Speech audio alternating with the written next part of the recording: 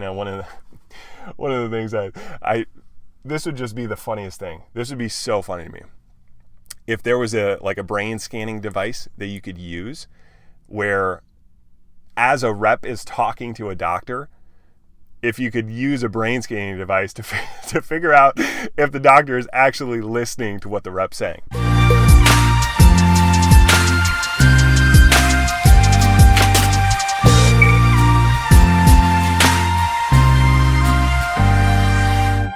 What's up, everybody? This is Colby Wood with the Medical Sales Certification Podcast, and welcome to this episode. And what I wanted to talk about in this episode is the difference between talking and communicating. And, I think I really better understood this after I got married. Because when you get married, you've got to actually work on communication skills, obviously, especially if you're a guy. It's a big problem that you got to work on.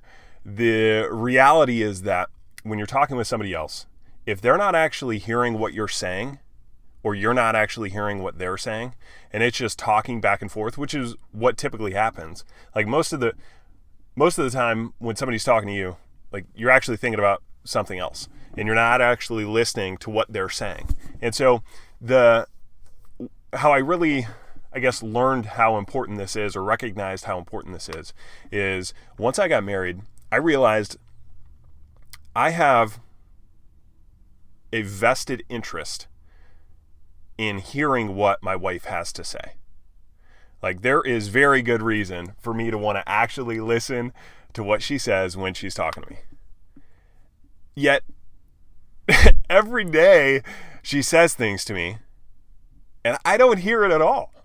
Like, she's talking to me. Yes, the noises she's making with her mouth turn into, sound waves, and they go in my ears, and it registers that she's talking.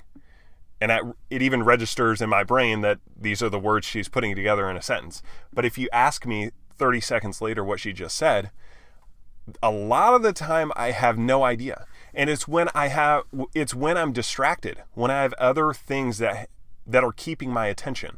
I'm in the middle of reading an email and she starts talking to me, or I'm texting, or I'm, I don't know, name any other activity that you could be doing while somebody's trying to talk with you. When she doesn't have my attention, and I'm not just actively just giving it to her, I don't hear anything she says. And I have a very strong vested interest in understanding and hearing and listening to everything she says, because we need a good communicating relationship. We want our marriage to last forever. And so, yeah, you guys get that. Here's the problem. So many reps, in my experience, and even higher level people, they'll bitch and complain about, well, I already told the customer that.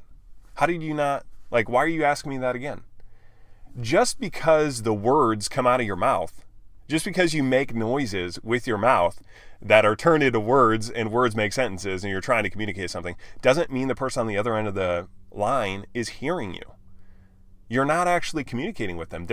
It goes in one ear, it rattles around, yeah, this person's using words to talk to me, but I'm not actually listening. And just imagine, what vested interest do your customers have in listening to you? If I've got a very strong vested interest in listening to my wife and communicating well with my wife, and every day she'll talk to me and I won't hear something that she's saying, how much worse is that going to be for a customer? They don't have a vested interest in listening to you unless you give them a reason to, or there's some other factor there. But so many times, you get your opportunity, you think that you have the surgeon in front of you to talk to. You think that you have their attention. It's like, oh, they're right in front of me, and maybe it's not obvious that they're not engaged or listening to what I'm saying. And so I'll start talking. And just because I'm using words does not mean that they're listening to you. They're thinking about what they're going to do for the weekend. They're thinking about the next patient that they got to see, right? So many times you come out of a surgeon comes out of the OR, the next thing that they have to do is go dictate what just went on in that procedure. So they walk out of the operating room, legally, they have to go audibly transcribe what just happened in the procedure, step by step. They're going to walk through it. So often I see reps come up to doctors, and I've done this before. I've done it before and done it unsuccessfully. You catch them right after a case, and here's my opportunity, and I start talking, and they're just like nodding their head. They're like a zombie because they're not actually listening to you. And it's not because they don't care. It's that there's something else going on.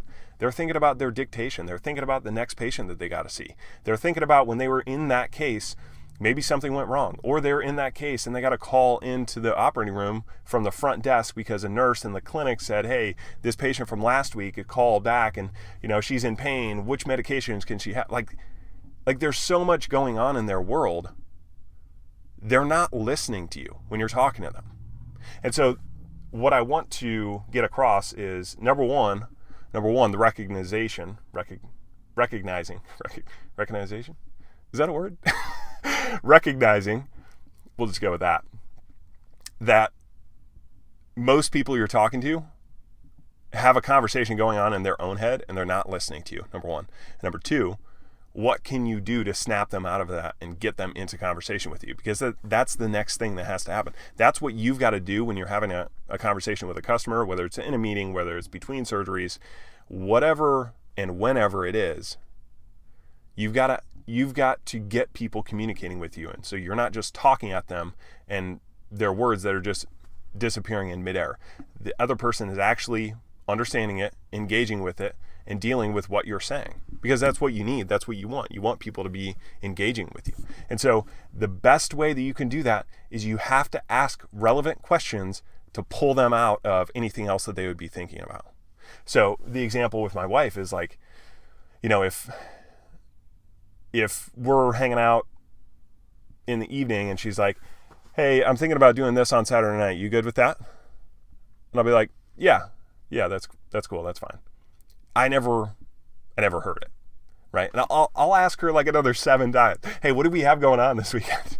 She's like, I already freaking told you that, right? And here's the reality. Now it's my wife, so I'll give her the benefit of the doubt and I'm going to take all the responsibility. But let's just put yourself in the shoes of the person asking, right? So put yourself in my wife's shoes. What could she do to get my attention to make sure that I'm engaged with what she's saying? She could say, hey, look, I need your attention for 30 seconds because I want to discuss Saturday night. Okay. Yeah, you got it now. Or, hey, can I talk to you about what I want to do on Saturday night? I want to make sure that it doesn't interfere with plans that you have going on. Okay. Now I'm actually going to pull out my phone, look at my calendar, see if anything's going on, see if any plans. Like, you start it with a question. And it doesn't mean you always start with a question, but you're using a question early and often to make sure that the person is engaged with what you're saying. That's the only way you're actually going to be able to tell if they're engaged with you. One of the things this would just be the funniest thing. This would be so funny to me. If there was a brain scanning device that you could use where as a rep is talking to a doctor, if you could use a brain scanning device to figure out if the doctor is actually listening to what the rep's saying. Like, it's got to be an extremely low percentage. And the problem and the reality in just the situation is that if I'm looking at somebody else, I can't actually read their mind. So you don't know what's going on in the customer's mind. Even if they're not pulling out their phone, looking at their phone or on their computer or talking to somebody else, it doesn't mean that they're listening to you. They could be off in, thinking about the weekend, thinking about the trip they have coming up, thinking about, bad home situation. Like, who knows what's going on? And so using questions early and often are how you're going to actually make sure the customer is engaged, and requiring that they actually give you an answer. Like, there's a lot of rhetorical questions that are easy to ask, and you think that the person is engaged and listening, but you actually need to ask questions that require the other person to answer. And getting the answer tells you, okay, at least now I've got their engagement. Now, I can't just then spew on for the next 10 minutes because they could just check out again mentally.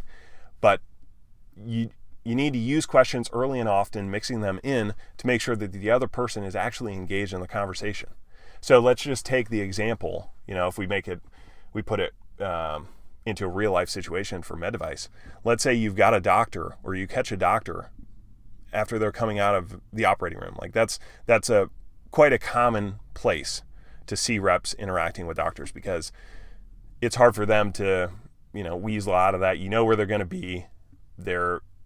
chances are you could get their attention in that scenario. And more than anything else, the person that you're interacting with, the doctor that you're interacting with they all act different when they're in surgery versus when they're in the clinic. They're in the clinic, they're rushed all the time, and in surgery, a lot of times they're a little bit more personable. Either way, let's just take the example that you're catching a doctor after they came out of the case. What do you do to make sure that, let's say you've got a product you want to show the doctor. You've got a new product. The thing is not, hey doc, let me check out this new product I've got. Let me show this to you. Like, even if they take it from you and they start looking at it, they're probably not engaged in what you're saying. It's in their mind, they're like, shit, I've got so many things going on. All right, let me grab this thing. Oh, cool. Yeah, I got it. No, I'm going to stick with what I'm using. Like that's what's going to happen. And you think you just got to know on the product, but in reality, the doctor never actually considered your product because they're just not engaged. You didn't get their full attention. They're not in a position at that time, at that place, ready to actually consider, hey, should I use this product over what I'm currently using? And so what you need to do is start with a question. Hey doc, I know you're busy. I know you just got out of a case. I've got a new product I'd like to show you. Do you have a couple seconds now, or could I catch you a little bit later and show that to you? The doctor now can say, yeah, I've got a number of things going on. Let's check back later. I'll show it to me later. Okay, cool. No problem. Or they're going to say, well, show it to me now. Yeah, I'll see it. Here's the next level of what I'm talking about. The next level is when they say, yeah, let's see it. What do you got? That could be them just saying that because they're like, I don't want to spend the time later to address this. I'm not actually interested in the product, but I'll tell them I'll look at it now just so I can get it done and out of the way and I can move on with my day. Like, that's a very real possibility that you could get. So what do you do then if you get, I'll check it out. What do you got? You follow it up and confirm that they're serious, right? And you don't do it in an annoying way or a judgmental way. You just want to confirm and reconfirm and verify that what they said is, yeah, I'll take a look at it now. Just confirm that again. Because the second confirmation, in my experience, the second confirmation that you get is when you get the engagement. Like, yeah, I'll check it out. Say, look, I know you're busy. I'm happy to do it now. Like, does it now work for you? Yeah, no. Show it to me. Let's see it. That is when you get the engagement, at least right off the bat. That is when you get the engagement. It's when they say, I'll check it out. Okay, great. I can show this to you later. Understand, like, I get you're busy. Like 30 seconds. That's what I need. Yeah. No, let's take a look. I'll take a look right now. What do you got? Show it to me. That second engagement, for whatever reason, I don't know why. It's just, in my experience, the second request or the second, when you're reconfirming that they said, yeah, let me see it, or I'll look at it now, or show it to me. When you reconfirm that, that's where you get the engagement. Because it's really easy for people to say, yeah, I'll take a look. And they're still, in their mind, they're thinking about something else, but they're looking at your product thinking that you think that you have an engaged customer. In reality, they're thinking about the weekend or they're thinking about the next patient. But if you reconfirm and you re-ask them, no, I will take a look at this right now. Show it to me now. What do you got? That is when you get the better engagement. In my experience, that's when kind of the switch, you flip the switch and you go from like subconsciously acknowledging to actually engaging with what's happening. And you get the full attention. And I think that is the next level that you've got to, you just have to do this. You just have to try it and experiment with yourself, because I think you're going to see a drastic difference in the engagement from the customer. If you ask for the attention, say, hey, I've got this new product, this new service. I'd like to talk to you about it. Can I get your attention now or later? Yeah. What do you got? Reconfirm it. And then you're going to have somebody that's engaged. No. I'll take a look now. Now's good. That's when the magic happens. At least in my experience, that's when I've been more successful at actually getting a customer to really engage with what I'm talking about. So, again, I hope that's helpful for all you guys listening. And yeah, thanks for listening to the podcast and supporting us. So we will see you on the next episode. Bye.